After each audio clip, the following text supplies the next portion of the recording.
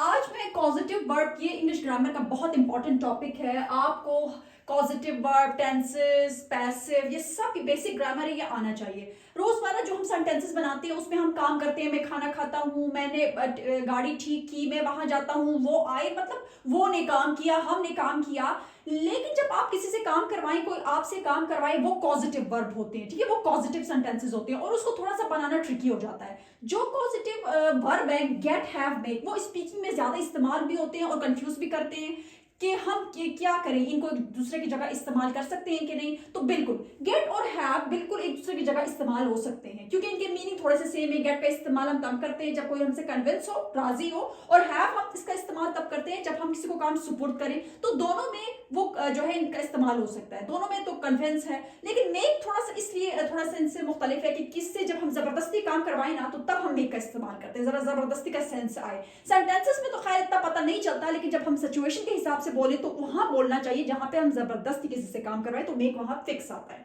ठीक है। तो अब मैं सेंटेंसेस बना रही हूँ। और एक और बात कि ये जो एक्टिव पॉजिटिव और पैसिव पॉजिटिव, इसको समझे। एक्टिव पॉजिटिव में हम जिक्र करते हैं उस इंसान का कि किससे हमने काम करवाया, और पैसिव में हम उसका जिक्र नहीं करते हैं। तो ये जो गेट है और हैव है, इनका स्पीकिंग में पैसिव ज्यादा इस्तेमाल होता है। तो इसका मतलब ये नहीं कि एक्टिव नहीं बनता, बनता है, वो भी आना चाहिए आपको। और मेक का जो है वो उसका एक्टिव ज्यादा इस्तेमाल होता है स्पीकिंग में, उसका जो पैसिव है उसको इतना इस्तेमाल नहीं किया जाता, ठीक है। तो हम गेट, हैव का एक्टिव और पैसिव दोनों सीखेंगे, और मेक का हम एक्टिव इसमें सीखेंगे। और ये जो वीडियो है आप काइंडली लास्ट तक लाजमी देखिएगा, क्योंकि ये बहुत इंपॉर्टेंट है। जैसे कि हम कहते हैं मैंने मैकेनिक से अपनी बाइक ठीक करवाई, ये मैंने पास्ट में लिया है। हमारे पास 12 टेंसेस है, इस सब में आपको बनाना आना चाहिए। मैं मैकेनिक से अपनी बाइक ठीक करवाता हूं, मैं मैकेनिक से अपनी बाइक ठीक करवा रहा हूं। इसलिए मैं बहुत जोर देती हूं अपने हर वीडियो में कि 12 टेंसेस को रट लें।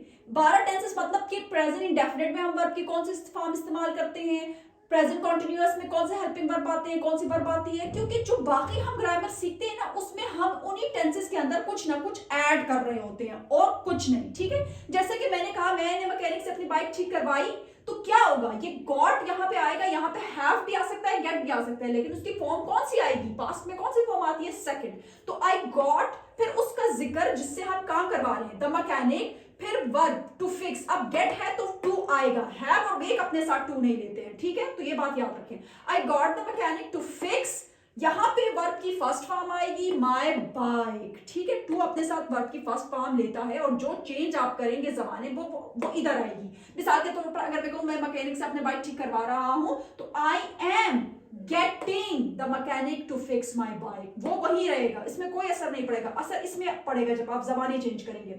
अब इसी को जब मैं नेगेटिव करती हूँ, मैंने मैकेनिक से अपनी बाइक ठीक नहीं करवाई, तो आई डिड नॉट, डिड यहाँ पे सेकंड है, इसी वजह से गेट फर्स्ट फॉर्म लेगा, ठीक है। दो सेकंड फॉर्म आप नहीं लगा सकते। I did not get the mechanic to fix my bike, क्या मैंने मैकेनिक से अपनी बाइक ठीक करवाई, डिड स्टार्ट में ले आई, did I get the mechanic to fix my bike, क्या मैंने मैकेनिक से अपनी बाइक ठीक नहीं करवाई। जब क्या भी आए नहीं भी आए तो जरा ट्रिकी हो जाता है, जबकि कोई ट्रिकी इसमें है ही नहीं। डिड आई नॉट, सब्जेक्ट के बाद not, get the mechanic to fix my bike, और कॉन्ट्रैक्शन की सूरत में आपने क्या करना है, डिडंट, ठीक है। Didn't I get the mechanic to fix my bike, मैंने कब मैकेनिक से अपनी बाइक ठीक करवाई। तो when did, WH question start में, when did I get the mechanic to fix my bike, या आप कहें मैंने कहा मैकेनिक से अपनी बाइक ठीक करवाई, where did I get the mechanic to fix my bike, ठीक है। और मैंने क्यों मैकेनिक से अपनी बाइक ठीक करवाई, तो व्हाई डिड। तो इसी तरह करके आप यानी कब को हटा के क्यों करें, कहां करें, WH क्वेश्चन वाले सारे अल्फाज जाए और इस तरह बनाते जाए, आपका जुमला बनता जाएगा और आपकी प्रैक्टिस होती जाएगी। ओके, जब हम इसको पैसिव में बनाते हैं, मैंने बाइक ठीक करवाई, अब इसमें मैंने जो है जिक्र नहीं किया कि मैंने किससे ठीक करवाई है, ठीक है। मैं बस पता चलता है कि जिससे ठीक करवाई वो कोई मिस्त्री होगा, कोई मैकेनिक होगा। तो आई गॉट द बाइक फिक्स्ड, यहाँ वहां पे उस पर्सन का नाम आया ना पॉजिटिव वर्ब के बाद, द मैकेनिक, तो यहाँ पे उस चीज का नाम आ रहा है, द बाइक फिक्स्ड, ये थर्ड फॉर्म लेगा। मैंने बाइक ठीक नहीं करवाई, तो आई did not get the bike fixed, ये तो सब में थर्ड फॉर्म ही लेगा, ठीक है। और ये फर्स्ट हो जाएगा क्योंकि डिड यहाँ पे सेकंड है। क्या मैंने बाइक ठीक करवाई, तो did I get the bike fixed, क्या मैंने बाइक ठीक नहीं करवाई? Did I not get the bike fix या didn't I get the bike fixed? मैंने बाइक ठीक क्यों करवाई? Why did I get the bike fixed? मैंने कब बाइक ठीक करवाई? When did I get the bike fixed? इसी तरीके से आप जो है इसमें ऐड करते जाएं, इसी को फिर कंटिन्यूअस में लेके जाते जाएं। मैं आपको 100% श्योर तरीके से कह सकती हूँ, बगैर स्ट्रक्चर के आप इस तरह सीखते जाएं, आपकी जुबान इन पर रट जाएगी और आप जो है ग्रामर सीख जाएंगे। अब हम जो है हैव से सेंटेंसेस बनाते हैं, यही सेंटेंसेस आप हैव से भी बना सकते हैं, ठीक है? ओके, अब हम हैव से सेंटेंसेस बनाएंगे। इससे पहले जो गेट से बनाए थे वो आप हैव से बना सकते हैं, लेकिन मैं हैव के लिए भी सेंटेंसेस नहीं है ताकि आप कंफ्यूज ना हो जाए, क्योंकि हैव के मामले में हमने टू नहीं लगाना, और हैव का मतलब टू असाइन, किसी को काम सुपुर्द किया। जैसे कि हम इलेक्ट्रिशियन से घर के सारे पंखे ठीक करवाएंगे। अब आप कहेंगे इतना लंबा जुमला है, कैसे ट्रांसलेट होगा, बड़ा मुश्किल है। हैव से बनेगा और गेट से भी बन सकता है, ठीक है? हैव से बनेगा, टू नहीं लगाना, गेट से बनेगा, टू लगेगा। ये बात अपने जहन में रखना है, ये छोटी छोटी बातें, ठीक है? और ये अब मैंने फ्यूचर इंडेफिनिट लिया है ताकि आपको हर टेंस में इसको चेंज करना है। तो वी विल हैव, अब यहाँ पे हैव का क्या मतलब है? यहाँ पे ये हैव का हरगिज़ मतलब नहीं है कि पास, क्योंकि हैव का मतलब होता है पास, I have a pen, I have a book. यहाँ पे हैव का मतलब है करवाएंगे।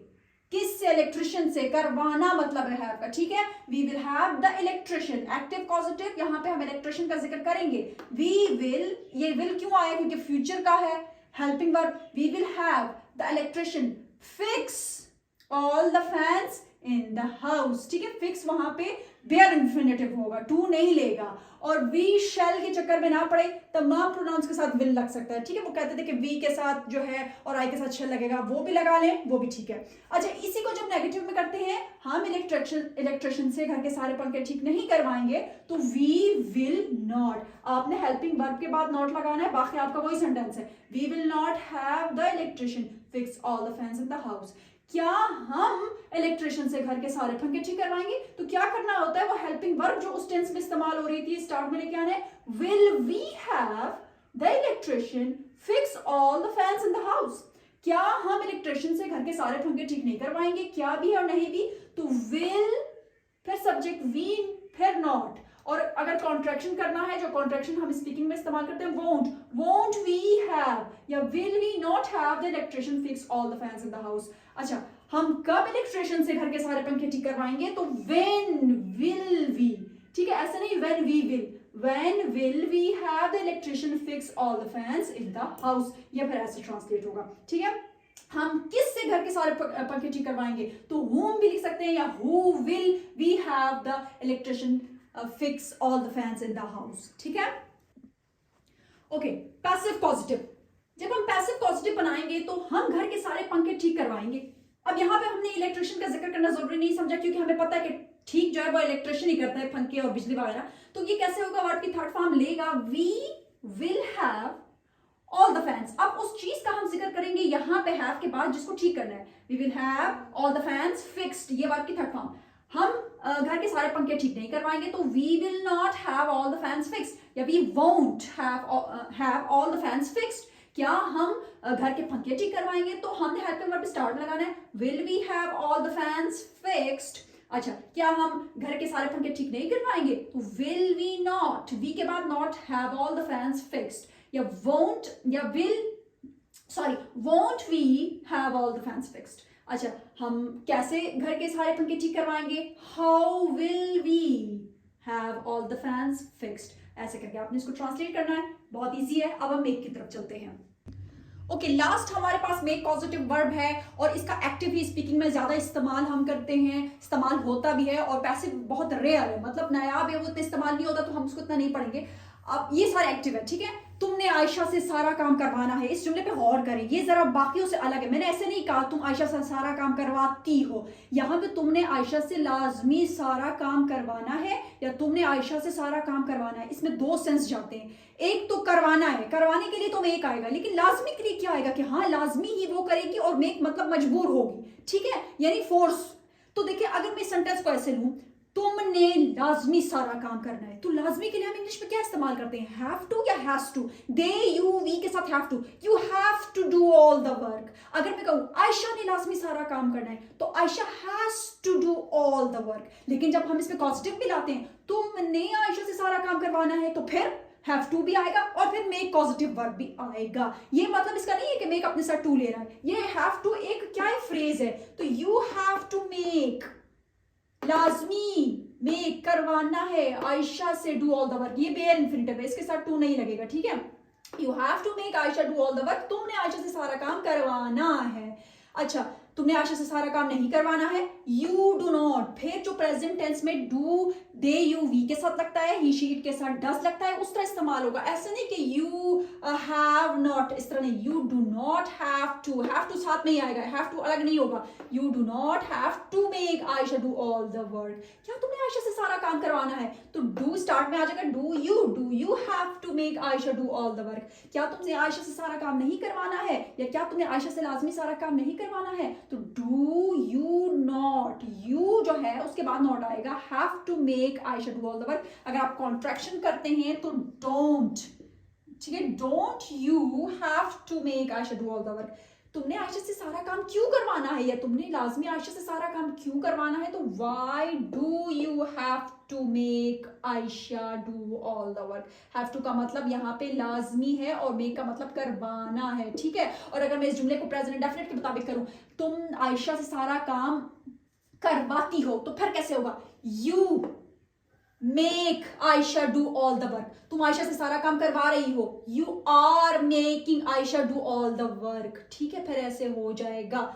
और अगर तुम आयशा से सारा काम करवाओगी तो you will make Ayesha do all the work. और जब हमने करवाना लाजमी का सेंस दिया, तुमने आयशा से लाजमी सारा काम करवाना है, तो you have to make Ayesha do all the work, ठीक है। तो सेंटेंस आपके सामने कुछ भी अपने अंदर एडिशन करके ला सकता है, ठीक है। तो बस आपने उसका स्ट्रक्चर याद रखना है और उसको प्रैक्टिस करते रहना है। आई होप कि आपको पॉजिटिव वर्ब की मेरी इस वीडियो में समझ आ गई होगी। Thank you so much.